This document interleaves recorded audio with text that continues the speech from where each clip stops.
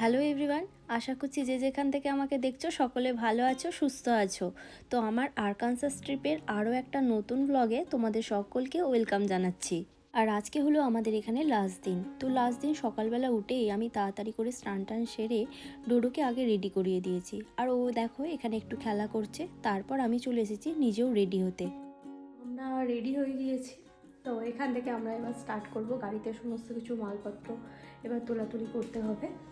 আমরা ব্যাগপত্রগুলো গুছিয়ে নিয়েছি এবং যেখানে যা জিনিসপত্র ছিল সেগুলো সব ব্যাগে ভরাও হয়ে গিয়েছে। তো চলো ব্লগটা এখান থেকেই শুরু করলাম, আজকের ব্লগটা।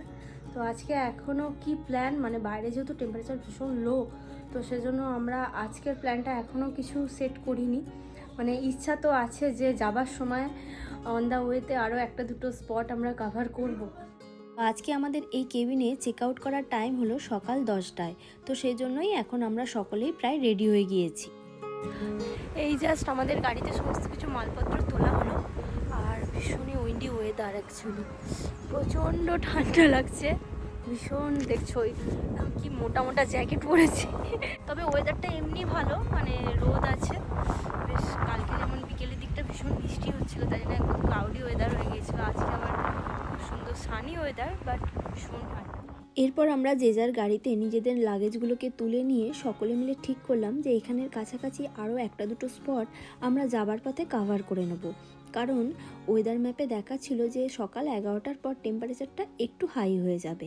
আর এইসব জায়গাগুলোতে তো বন্ধুরা বারবার আসার সুযোগ হয়ে ওঠে না। সেই জন্যই ভাবলাম যে কাছাকাছি একটা দুটো যে স্পটগুলো আছে সেগুলো ঘুরেই নেওয়া যাক। এরপর আমাদের কেবিন থেকে প্রায় 35 মিনিট মতো ড্রাইভ করে আমরা চলে গেলাম আমাদের ফার্স্ট ডেস্টিনেশন গারভান উডল্যান্ড গার্ডেনে। অ্যাকচুয়ালি বন্ধুরা, এই গারভান উডল্যান্ড গার্ডেনটা হলো একটা বোটানিক্যাল গার্ডেন। আর এই বোটানিক্যাল গার্ডেনটার মেন অ্যাট্রাকশনই হলো এখানের একটা ওয়াটারফলস এবং একটা খুব সুন্দর ট্রি হাউস। তবে এগুলো দেখার জন্য কিন্তু আগে থাকতে টিকিট মানে রিজার্ভেশন করে রাখাটাই ভালো। আমরা যেহেতু ওয়াকিং এসেছিলাম আর আজকের টেম্পারেচারটা ভীষণই লো ছিল, তো সেই জন্য আমরা আর এই ট্রেল ধরে ওয়াক করে এগুলো দেখতে যাওয়ার প্ল্যান করলাম না।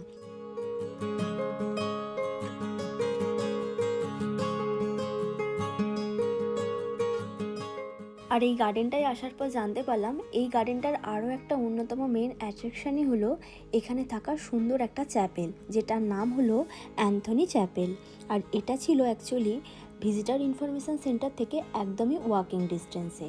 আর এটাতে ভিজিট করার জন্য অ্যাকচুয়ালি কোনো টিকিটও লাগেনি। আর এখন আমরা সব বন্ধুরা মিলে ছোট্ট একটা ট্রেল ধরে চললাম এই অ্যান্থনি চ্যাপেল দেখতে। আর এই গার্ডেনের ভেতরে ট্রেল ধরে অ্যাকচুয়ালি ওয়াক করে যাওয়ার সময় এই মনুমেন্টের আদলে তৈরি করা কাঠের স্ট্রাকচারটাও আমাদের কাছে বেশ আকর্ষণীয় লাগলো। আর এই চ্যাপেলটা দেখতে যাওয়ার পথে অ্যাকচুয়ালি আমরা যখন এই ট্রেলটা ধরে হেঁটে চলেছিলাম, ট্রেলটা ধরে হাঁটতেও আমাদের ভীষণ ভালো লাগছিল। কারণ ট্রেলটার দুপাশেই ছিল এই রকম লম্বা লম্বা গাছ। আর আজকে যেহেতু সানি ওয়েদার ছিল, এই গাছগুলোর ফাঁক দিয়ে যখন সূর্যের আলোটা পড়ছিল এত ভালো লাগছিল, মনে হচ্ছিল যেন আলো আর ছায়ার খেলা চলছে। তো এখন দেখো আমরা একদম চ্যাপেলটার সামনে চলে এসেছি। বাইরে থেকে এটা দেখতে এত সুন্দর লাগছিল। আর এই রকম সুন্দর চ্যাপেল কিন্তু আমি এই ফার্স্ট টাইম দেখলাম, তাই আমার জন্য এটা ছিল ভীষণই স্পেশাল। উড আর গ্লাসের তৈরি এই চ্যাপেলটার স্ট্রাকচারটা কিন্তু ভীষণই ইউনিক ছিল। আর এটা সিলিংটা ছিল প্রায় 57 ফিট মতো লম্বা। আর এই চ্যাপেলের ভিতরের পরিবেশটা ছিল ভীষণই শান্ত। আর সব থেকে আমাদের কাছে আকর্ষণীয় লেগেছিল এর ভিতরের এই স্ট্রাকচারটা।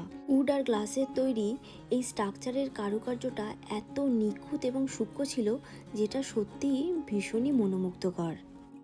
আর এই চ্যাপেলটা actually destination wedding, painting class, photography সেশনের মতো কিছু প্রাইভেট ইভেন্টের জন্য বুক করা যায়। তবে এখানে কোনো প্রাইভেট ইভেন্ট চলাকালীন এদের ওয়েবসাইটে কিন্তু আগে থাকতে চেক করেই তোমরা ভিজিট করতে পারো। তার কারণ যখন এখানে কোনো প্রাইভেট ইভেন্ট চলে তখন কিন্তু ট্যুরিস্টদের জন্য এটাকে ক্লোজ করে রাখা হয়। আর আমেরিকা থেকে আমার যে সকল বন্ধুরা আমার ভিডিও দেখছো, তোমরা যদি কেউ এই আরকানসাস যাওয়ার প্ল্যান করো, তোমাদেরকে বলবো বন্ধুরা, তোমরা কিন্তু অবশ্যই এই চ্যাপেলটা থেকে একবার ঘুরে আসতে পারো, তোমাদের খুবই ভালো লাগবে। এরপর চলো চ্যাপেলের ভিতরের অংশটা তোমাদেরকে একটু ঘুরিয়ে দেখাই।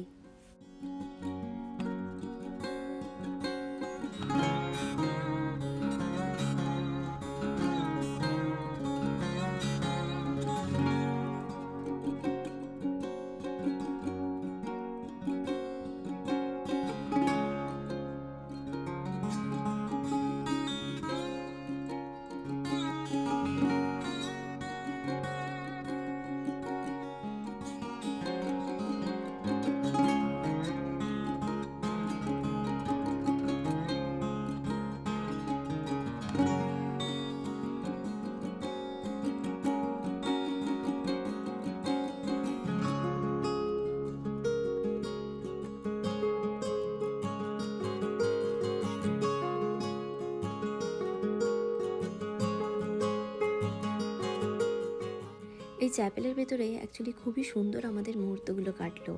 আসলে এর আগে তো কখনো এরকম চ্যাপেলে আসার সুযোগ হয়নি, এটাই ছিল আমাদের কাছে ফার্স্ট টাইম। তো বেশ কিছুটা সময় আমরা এখানে সকলে মিলে বসেছিলাম। তারপর আমরা সকলে মিলে এখান থেকে বেরিয়ে পড়লাম, কারণ এরপর আমরা এখান থেকে চলে যাব আরও একটা স্টেট পার্কে।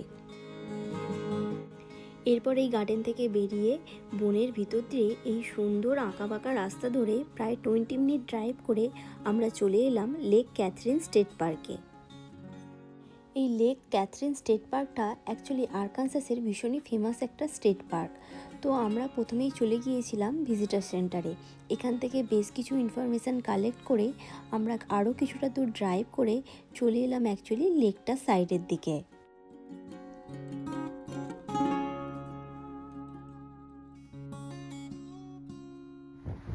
এখন যেহেতু একটু বেলাটা হয়ে গিয়েছে, তাই জন্য টেম্পারেচারটা একটু একটু করে উঠছে। এখন 6 মতো টেম্পারেচার। তো দেখো জায়গাটা ভীষণ সুন্দর, একদম লেক সাইড ভিউ। অ্যাকচুয়ালি এখানে ক্যাম্পিং করা হয়। তো চলো এখানকার ভিউটা তোমাদেরকে একটু দেখাই, আশা করছি তোমাদের ভালো লাগবে। আমাদের বেশ কয়েকজন বন্ধুরা কিন্তু এখনও এখানে এসে পৌঁছায়নি, তো সেই জন্যই আমি পার্কিং এরিয়া থেকে একাই হাঁটতে হাঁটতে অ্যাকচুয়ালি লেকের সাইডের দিকে গেলাম। আর যেহেতু একটু ঠান্ডা ছিল, তো সেই জন্য রাজ আর ডোডোকে নিয়ে লেক সাইডের দিকে আসেনি। দূর থেকে লেকের জলটা তো একদম নীলই লাগছিল, কাছে এসে বুঝতে পারলাম শুধু নীলই নয়, লেকের জলটা ছিল একদম কাঁচের মতো স্বচ্ছ। তবে লেকের জলে একটু হাত দেবার পরেই বুঝতে পারলাম এটা ছিল মারাত্মক কনকনে ঠান্ডা।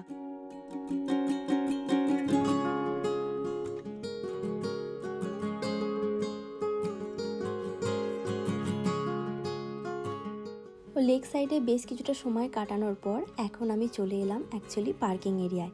আর এখানে এসে দেখলাম আমাদের বাকি বন্ধুরাও সবাই চলে এসেছে। যেহেতু বাইরে ভীষণই ঠান্ডা ছিল, আমরা আগে থাকতেই জানতাম, তো সেই জন্য অ্যাকচুয়ালি আমরা কেবিন থেকে বেরোনোর সময় সকলে মিলে একটু চাও করে নিয়ে এসেছিলাম। আর এখন সকলে মিলে এখানে আমাদের একটা ট্রি ব্রেক হয়ে গেল। বন্ধুরা, আজকের এই ব্লগটা এখানেই শেষ করছি। তবে এই স্টেট পার্কের আমরা কোথায় কোথায় ঘুরলাম, কি করলাম, সেটা নিয়ে খুব তাড়াতাড়ি দেখা হচ্ছে তোমাদের সঙ্গে নেক্সট ব্লগে। ততক্ষণের জন্য সকলে ভালো থেকো, সাথে থেকো।